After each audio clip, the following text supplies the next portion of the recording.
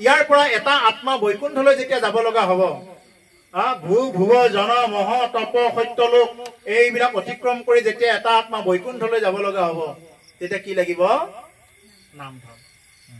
বৈকুণ্ঠক যাবলৈ যাৰ ইচ্ছা আছে, নামৰে নৌকাতে উঠায় হৰি শ্ৰী গুৰু শংকৰ, কৰুণাৰ সাগৰ নামৰ পাতিলা খেলা।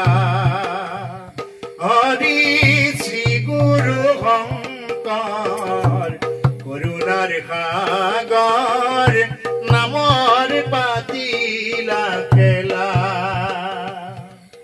বৈকুণ্ঠক যাবলৈ যাৰ যাৰ ইচ্ছা আছে, কি কৰক? নামৰ নৌকাত উঠক। এখন নৌকাই আহ্বান কৰি আছে, হে নৰসকল, হে জীৱসকল, আহা তৰাই লৈ যাম। আমাৰ মহাপুৰুষসকল ইয়াত যুগে যুগে অৱতীৰ্ণ হৈ আছে, আহি আছে। তেওঁলোক সাক্ষাৎ ঈশ্বৰ পুৰুষ, তেওঁলোক সাক্ষাৎ ভগৱন্তৰ অৱতাৰ।